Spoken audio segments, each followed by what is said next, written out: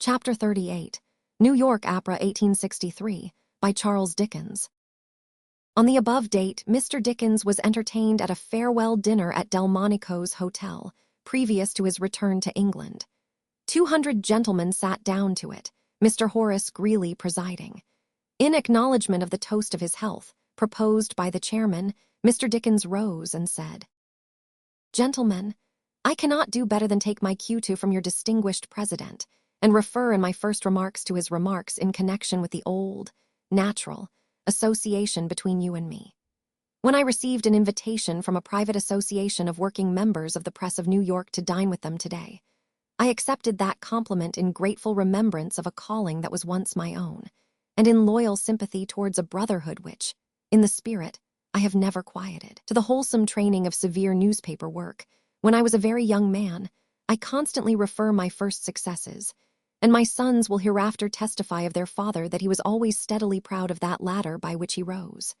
If it were otherwise, I should have but a very poor opinion of their father, which perhaps, upon the whole, I have not.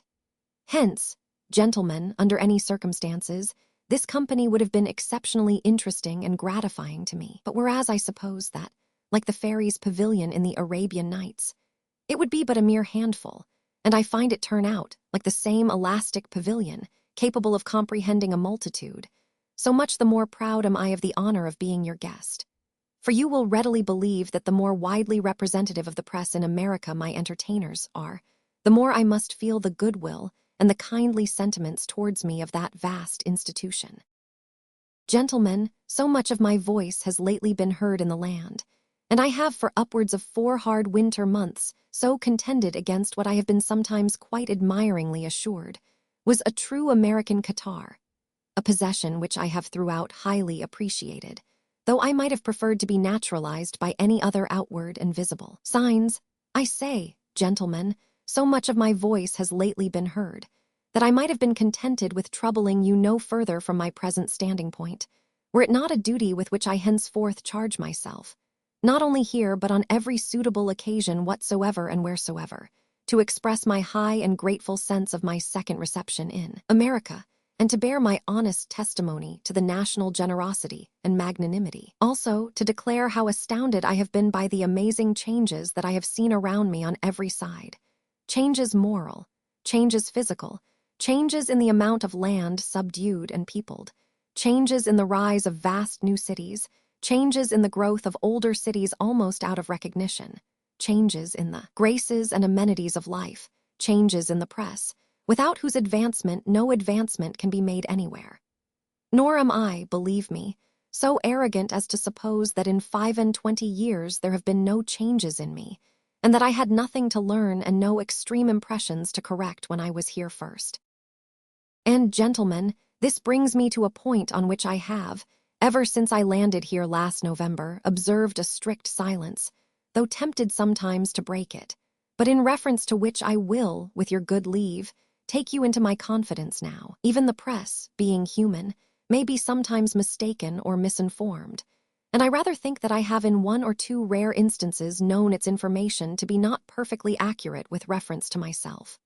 Indeed, I have now and again been more surprised by printed news that I have read of myself than by any printed news that I have ever read in my present state of existence. Thus, the vigor and perseverance with which I have for some months past been collecting materials for and hammering away at a new book on America have much astonished me, seeing that all that time it has been perfectly well known to my publishers on both sides of the Atlantic that I positively declared that no consideration on earth should induce me to write one.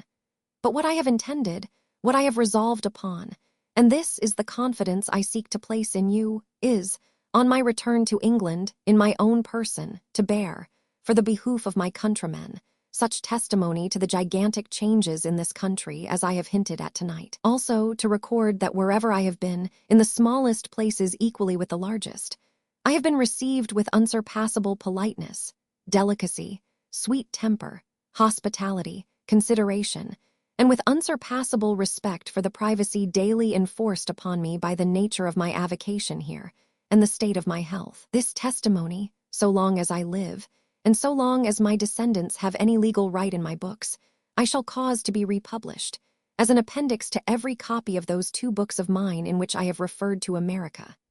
And this I will do and cause to be done, not in mere love and thankfulness, but because I regard it as an act of plain justice and honor.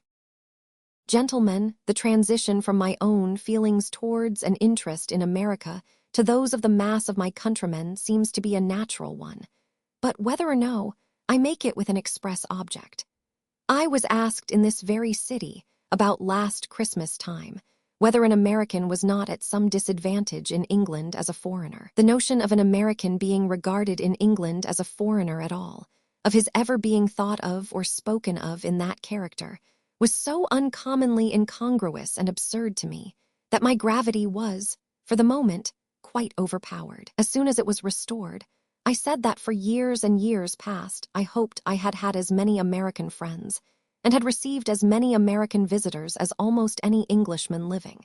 and that my unvarying experience, fortified by theirs, was that it was enough in England to be an American to be received with the readiest respect and recognition anywhere. Hereupon, out of 6 people, suddenly spoke out 2, one an American gentleman with a cultivated taste for art, who, finding himself on a certain Sunday outside the walls of a certain historical English castle, famous for its pictures, was refused admission there, according to the strict rules of the establishment on that day, but who, on merely representing that he was an American gentleman on his travels, had not to say the picture gallery, but the whole castle placed at his immediate disposal. The other was a lady, who, being in London, and having a great desire to see the famous reading room of the British Museum, was assured by the English family with whom she stayed that it was unfortunately impossible, because the place was closed for a week, and she had only 3 days there. Upon that lady, going to the museum, as she assured me, alone to the gate, self-introduced as an American lady, the gate flew open, as it were magically. I am unwillingly bound to add that she certainly was young and exceedingly pretty. Still, the porter of that institution is of an obese habit, and according to the best of my observation of him, not very impressible. Now, gentlemen, I refer to these trifles as a collateral assurance to you that the Englishman who shall humbly strive, as I hope to do, to be in England as faithful to America as to England herself, has no previous conceptions to contend against. Points of difference there have been, points of difference there are, points of difference there probably always will be between the 2 great peoples. But broadcast in England is sown the sentiment that those 2 peoples are essentially one, and that it rests with them jointly to uphold the great Anglo-Saxon race, to which our president has referred, and all its great achievements before the world. And if I know anything of my countrymen, and they give me credit for knowing something, if I know anything of my countrymen, gentlemen, the English heart is stirred by the fluttering of those stars and stripes, as it is stirred by no other flag that flies except its own. If I know my countrymen, in any and every relation towards America, they begin, not as Sir Anthony Absolute recommended that lovers should begin, with a little aversion, but with a great liking and a profound respect. And whatever the little sensitiveness of the moment, or the little official passion, or the little official policy now, or then, or here, or there, may be, take my word for it, that the first enduring, great, popular consideration in England is a generous construction of justice.